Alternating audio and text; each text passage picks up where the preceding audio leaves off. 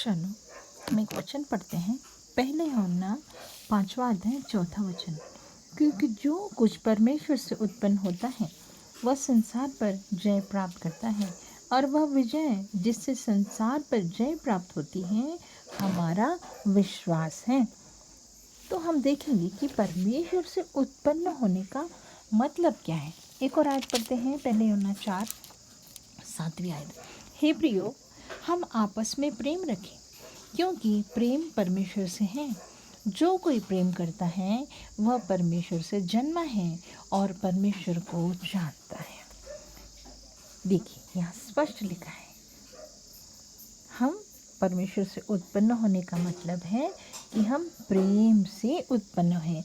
जो कोई परमेश्वर से जन्मा है वो प्रेम करता है, और वही प्रेम से उत्पन्न हुआ है। हमें जानना है, संसारिक रूप से हम जानते हैं कि हम क्या कहेंगे कि हमारी उत्पत्ति कहाँ से हुई है।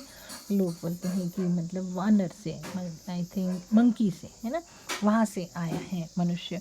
फिर वो कहते मनुष्य की उत्पत्ति मनुष्य से उत्पत्ति मनुष्य से होती है।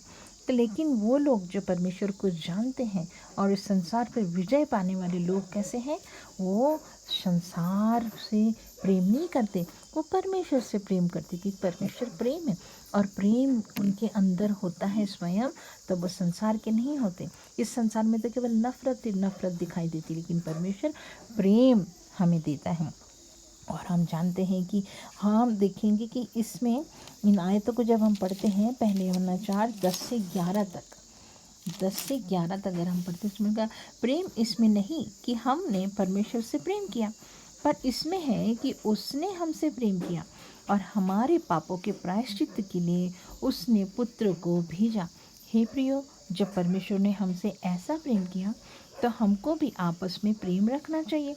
पर परमेश्वर को कभी किसी ने नहीं देखा, और हम आपस में हम प्रेम करते हैं तो परमेश्वर हमें बना रहता है और उसका प्रेम हमें सिद्ध हो गया है। स्पष्ट लिखा है। इसका मतलब दुनिया हमें जानती है क्या, कि हम परमेश्वर के लोग हैं। तो हमारे अंदर क्या दिखना चाहिए, कैसे परमेश्वर ने हमको उत्पन्न किया। सबसे पहला प्रेम है, उसने इकलौते पुत्र को दे दिया। यूहन्ना 3:16 में हम देखते उसका प्रेम। देखिए, उसने हमारे लिए इकलौते पुत्र को दे दिया। 4 अध्याय की 10 से 11 आयत तक हम देखते कि उसने हमें प्रेम किया और अपने हमारे लिए परमेश्वर ने अपने इकलौते, तो पहला प्रेम, अपना सब कुछ जो एक चीज़ है वो भी उसने हमको दे दी।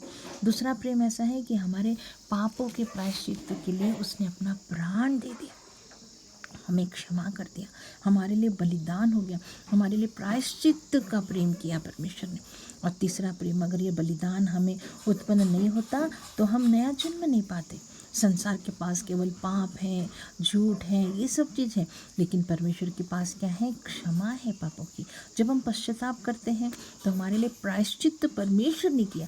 जो सज़ा हमें मिलनी थी वो दंड उसने उठाया, तो उस प्रायश्चित के खातिर जो उसका प्रेम हमारे लिए आया, उसमें हम नए सिरे से जन्म लिए। जब उसके साथ हम जुड़ते हैं हम उसके बेटे बेटियां बन जाते हैं। वो पुत्र देने के कारण हम उसकी बेटी बेटियां, और प्रायश्चित होने के कारण हम नया जन्म पाते हैं। और अगर 11वीं आयत पढ़ते उसमें लिखा है, हे प्रियो, जब परमेश्वर ने हमसे ऐसा प्रेम किया तो हमको भी आपस में प्रेम करना चाहिए। तीसरा प्रेम हमारे अंदर, वो आपस में प्रेम करने वाला। परमेश्वर से जन्मे हुए होने का मतलब क्या है, कि हम आपस में प्रेम करें। ये चिन्ह हमारे अंदर दिखाई देगा कि हम एक विजयी इंसान हैं। हमारे लिए परमेश्वर ने अपना इकलौता दे दिया, क्योंकि हम परमेश्वर के बेटे बेटियां बन जाए। हमारे लिए प्रायश्चित का प्रेम किया कि हम नए सिरे से हम जन्मे जाएं, हमारा जीवन नया हो जाए, हमारा स्वभाव नया हो जाए।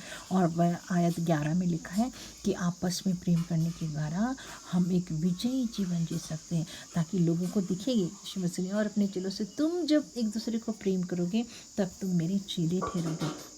तो आज मुझे और आपको अवधि जीवन मिला है और हमें एक ऐसा नया जीवन मिला है, और पुत्र के द्वारा हमें उद्धार का जीवन मिला है। तो हम ये जाने कि हमें परमेश्वर बहुत प्यार करता है।